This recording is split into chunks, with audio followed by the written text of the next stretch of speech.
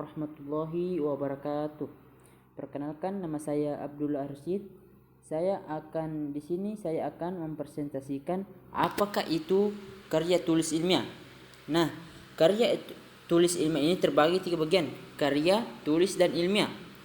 Menurut Kamus Besar Bahasa Indonesia, karya dapat diartikan sebagai hasil sebuah usaha atau upaya atau ciptaan, sedangkan tulis atau menulis memiliki arti segala kegiatan yang terkait dengan huruf, angka, atau media tulis yang lain. Dan yang ketiga adalah ilmiah. Menurut Kamus Besar Bahasa Indonesia, ilmiah adalah ilmu yang bersifat kaidah dengan ilmu pengetahuan. Nah, jika diartikan secara menyeluruh, karya tulis ilmiah merupakan sebuah karya yang dihasilkan dari kegiatan menulis dengan menggunakan penerapan kaidah ilmiah. Nah, adapun struktur karya ilmiah antara lain: 1. Pendahuluan. Bagian pendahuluan ini berisikan dasar-dasar penelitian ilmiah yang dilakukan, masalah yang diangkat, dan mekanisme penyelesaian masalah itu. Kedua, isi dan pembahasan. Bagian isi dan pembahasan ini bisa terdiri dari 1 atau lebih bab. Jumlah bab pada bagian ini bergantung kepada beberapa pilih pembedahan dan pembahasan dari bahan yang diteliti.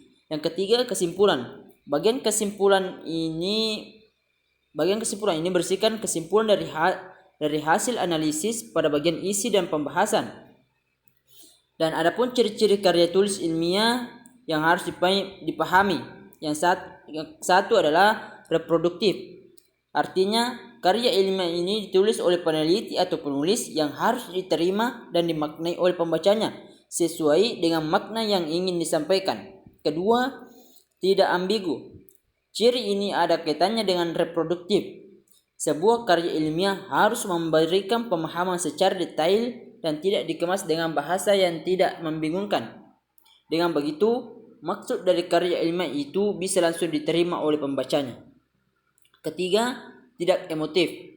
Artinya, karya ilmiah ini ditulis tidak melibatkan aspek perasaan dari penulisnya. Sebab karya ilmiah harus memaparkan fakta yang didapatkan hasil dari analisis penelitian, bukan dari perasaan subjektif dari penulisnya. Yang keempat, menggunakan bahasa baku. Menggunakan bahasa baku agar mudah dipahami. Dan penggunaan bahasa baku itu meliputi setiap aspek penulisannya, mulai dari penulisan, sumber, hingga penulisan kesimpulan. Kelima, menggunakan kaidah. Menggunakan kaidah keilmuan. Harus menggunakan kaidah keilmuan atau istilah-istilah akademik dari bidang yang diteliti si penulis. Hal itu bertujuan untuk menunjukkan bahwa peneliti itu harus memiliki kapabilitas pada bidang kajian yang dibahas dalam karya ilmiahnya. Yang 6, bersifat dekoratif. Artinya, penulis karya ilmiah ini harus menggunakan istilah atau kata yang memiliki satu makna personal, yang artinya penulis harus menonjolkan keruntukan pikiran yang logis dan kecermatan penelitiannya. Ketujuh, terdapat kohesi. Artinya, karya ilmiah harus memiliki kesinambungan antar bagian dan babnya dan bersifat straightforward. Maksudnya ialah tidak bertele-tele atau tepat sasaran. Yang kedelapan, bersifat objektif. Karya ilmiah ini harus bersifat objektif. Hal ini sangat penting karena karya ilmiah tidak dibuatkan berdasarkan perasaan penulisnya. Karya ilmiah ini harus menunjukkan fakta-fakta dan data-data dari hasil analisis yang pernah diteliti. Yang kesembilan, menggunakan kalimat efektif, yang dimana penulisan karya ilmiah ini harus menggunakan kalimat efektif. Ciri ini berkaitan juga dengan semua ciri sebelumnya.